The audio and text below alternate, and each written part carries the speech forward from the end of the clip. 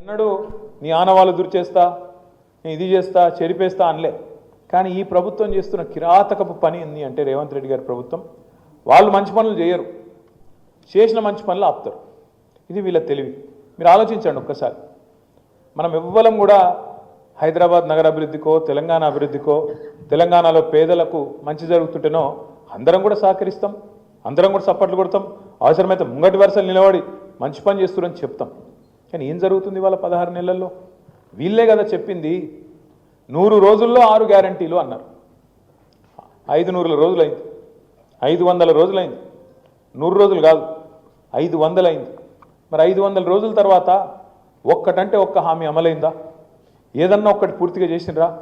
ఒకటే ఒకటి, అది కూడా సగం చేసిర్రు. ఏది? Free bus. అసలు ఎట్లుండే కేసీఆర్ గారు ఉన్నప్పుడు 10 ఏళ్ళు ఒక్క ప్లాట్ కాడికి కానీ, వెంచర్ కాడికి కానీ, ఒక బిల్డింగ్ కాడికి కానీ ఎవడన్నా పోయి దాదాగిరి చేసి కూడా ఆ దమ్మున్నోడు లేకుండే. ఈరోజు గద్దళ్ళకి ఇంతకుముందు తమ్ముడు కరెక్ట్ చెప్పిండు, అదే షరాబ్ బండి పడిపోతే దానికి చుట్టూ మొత్తం ఎవరికి అందినంత వాడు దండకపోయినట్టు, దొరికిందే ఛాన్స్ రా, ఆయన తంతే గంపల బుట్టలు పడ్డామన్నట్టు ఎవ్వలకు దోషింది వాళ్ళు. మీరు గమ్మత్ ఏమనిపిస్తుంది అంటే కొన్ని మాటలేమో పెద్దగా చెప్తారు. హైడ్రా ఏంద్రాబాయ్, హైడ్రా అంటే హైడ్రాతోని ఆస్తులు కాపాడుతాం. ఎవరి ఆస్తులు కాపాడుతావు? హైడ్రాతోని ఆస్తులు కాపాడుతాం. ఎవరి ఆస్తులు కాపాడుతారంటే పక్కా కాపాడుతారు. పొంగులేటి శ్రీనివాసరెడ్డి ఇల్లు మాత్రం ముట్టరు. ఏది చెరువుల FTL ఉన్నా శ్రీనివాసరెడ్డిది ముట్టరు. పట్నం మహేందర్ రెడ్డి నట్టనడమ చెరువులో కట్టినా ఆయనదేం కాదు. KVP రామచంద్రరావుది చెరువు మీదనే ఉన్నా ఆయనది ముట్టరు. అట్లాగే రేవంత్ రెడ్డి వాళ్ళ అన్న తిరుపతి రెడ్డి గారిది FTL లోపలున్నా దాన్ని ముట్టరు. ఇక మరి ఎవడు దొరికిండు తేరగా? అల్కగా దొరికిటాడు ఎవడు? గరీబు గాడు. కొట్టుర్రా అంటే కొట్టుర్రు, కొడతారు. మరి మీ ఎమ్మెల్యే సాబ్ది కూడా ముడతలేరా? ఎమ్మెల్యే సాబ్ది కూడా ముడతలేరు, కొడతలేరు. కొట్టేతందుకు ముట్టేతందుకు ఎవడు అల్కగా దొరుకుతాడు?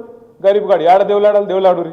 ఒక బస్తున్నది, ఇందులో గరీబు గాళ్ళు వచ్చి వాళ్ళు వేసుకున్నారు, ఉడిసారు. కొట్టుర్రా అంటే కొట్టురు.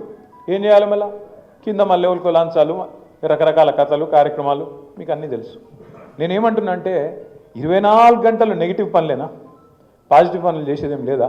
ఏది? ఆడపిల్లలకు 2500 ఇచ్చేందుకు పైసలు లేవు, రైతులకు రైతు బంధు ఇచ్చేందుకు పైసలు లేవు, రైతు రుణమాఫీ చేసేందుకు పైసలు లేవు, తులం బంగారం ఇచ్చేందుకు పైసలు, విద్యార్థులకు స్కూటీలు ఇచ్చేందుకు పైసలు. మరి ఏమిటికున్నాయి? వీటికి పైసలు లేవు. స్కాలర్షిప్ లేవు, మన్ను లేదు, మశానం ఏది లేవు.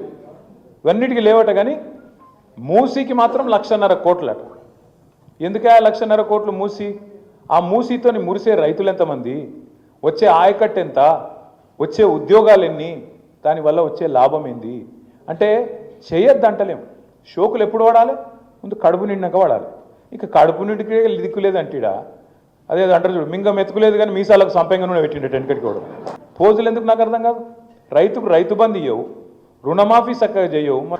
అంటే ఎంత దగాకోరు, ఎంత బట్టెవాజ్ ప్రభుత్వం ఇది అనేది ఒక సామాన్య రైతుకు కూడా నవాపేటలో కూడా అర్థమైంది. అట్లా ఫిబ్రవరి 31 రాదు, రేవంత్ రెడ్డి రుణమాఫీ కాదు, ఇట్లా అన్ని హామీలు ఇంతే.